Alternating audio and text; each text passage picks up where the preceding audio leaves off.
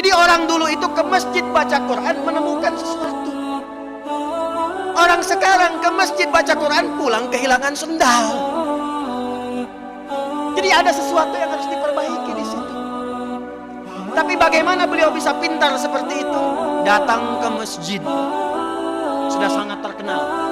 Kalau lupa datang ke masjid, sholat 2 rakaat langsung ingat apa yang ingin diingatkan. Tapi orang sekarang lebih hebat. Baru takbir sudah ingat semua yang tidak ingin diingat.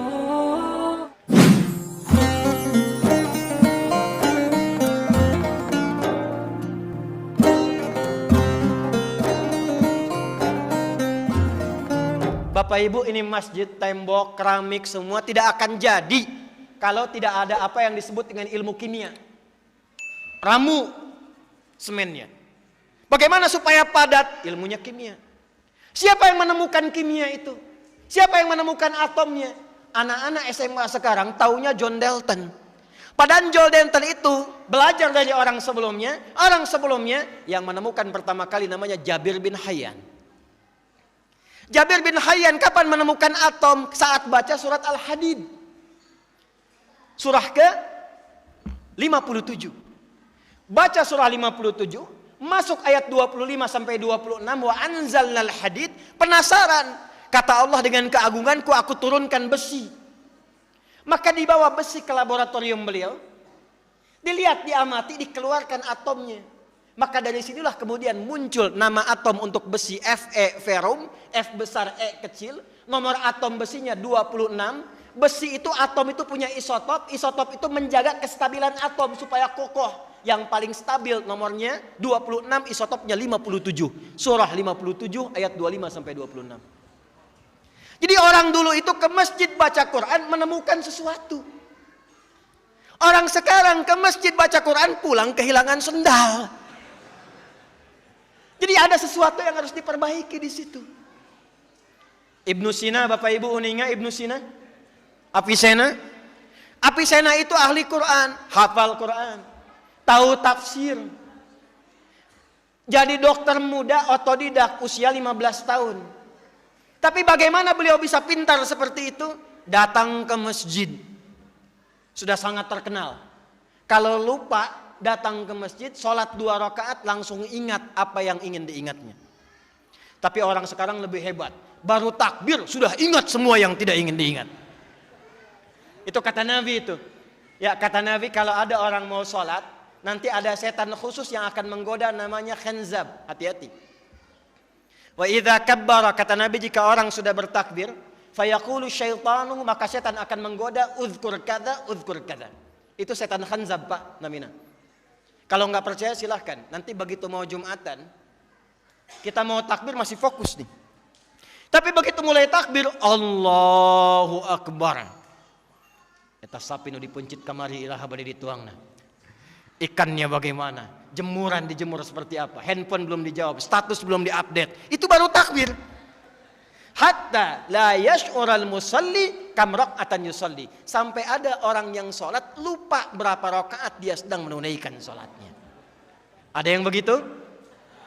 Ada yang begitu? Tuh wajah-wajahnya banyak tuh. Jadi orang dulu itu masuk masjid dapat sesuatu. Imam Al-Bukhari kenal? Kenal di mana ibu? Hanya di Limbangan di Masjid Al-Khudari ada ibu-ibu kenal Imam Bukhari itu. Nama aslinya Muhammad. Nama aslinya siapa? Muhammad. Punya bapak namanya Ismail. Punya kakek namanya Ibrahim. Jadi Muhammad bin Ismail bin Ibrahim. Punya buyut namanya Al-Mughirah. Punya setelah buyut apalagi tuh Pak Asep tuh?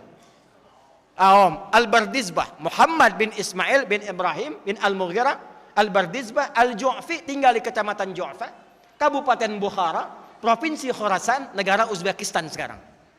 Kalau dulu ada orang non-Arab datang ke Arab ingin mengenalkan, saya datang dari Bukhara, maka rumusnya tambah al di depannya, ujungnya tambahkan i. Maka beliau katakan, ana al-Bukhari. Saya bukan orang Arab, tapi saya dari Bukhara, datang ke Arab sekarang.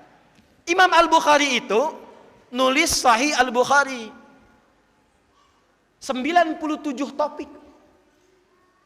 Lebih daripada 7.000 hadis. Ditulis 16 tahun. Ditulisnya di mana? Di masjid, Bu.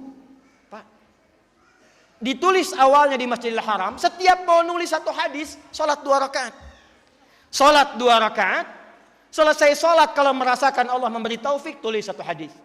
Kitab Bad'ul Wahyi, hadisnya ini. Disempurnakan di Masjid Nabawi. Dimulai di masjid, berakhir di masjid. Tidak ada sejarahnya adik-adikku, santri yang datang ke masjid kecuali keluar dari masjid pasti jadi orang pintar di zamannya. Imam Al-Ghazali i'tikafnya di mana? Di masjid. Al-Ghazali, Al-Kindi, Al-Farabi. Ya? Siapa lagi? Ibnu Sina. Siapa lagi? Al-Khawarizmi. Siapa lagi? Termasuk sahabat-sahabat Nabi, Ahlus Sufa, Abu Hurairah, Salman Al-Farisi, ridwanullah alaihim jami'an, Ibnu Abbas radhiyallahu ta'ala anhuma. Itu semua orang-orang jenius dan tidak banyak yang tahu Ali bin Abi Thalib pun ternyata jenius matematika. Bapak yang dari pesantren, Pak, ada tafsir namanya Al-Jawahir. 7 jilid, Pak, besar. Karya Syekh Tantawi Jauhari. Buka jilid yang terakhir, itu ada bab tentang matematika Qur'ani. Salah satunya adalah bab matematika yang mengacu pada petunjuk sahabat Sayyidina Ali bin Abi Thalib radhiyallahu ta'ala anhu. Singkatnya saya mengatakan, ayo Pak Ibu, pulang dari masjid, insya Allah Masjid Khudari menjadi masjid simbol persatuan bagi daerah sekitaran kita ini. Siap insya Allah? Amin insya Allah. Yang kedua, tidak ada orang yang masuk masjid kecuali keluar dari masjid bapak-bapaknya saleh, ibu-ibunya salihah. Siap insya Allah? Dan yang ketiga, yang terakhir, tidak ada anak-anakku masuk ke masjid kecuali belajar yang baik-baik di masjid. Jadi ulama, silahkan. Ahli Quran, silahkan. Ahli tafsir, silahkan. Umum, silahkan. Insya Allah dari masjid ini kita tunjukkan pada dunia akan ada anak-anak bangsa yang memakmurkan negara kesatuan Republik Indonesia, dan pancarannya insya Allah dari kaki bukit ini, dari Masjid Al-Khudari, dan mudah-mudahan pahalanya mengalir kepada siapapun yang berkontribusi menghadirkan masjid mulia ini.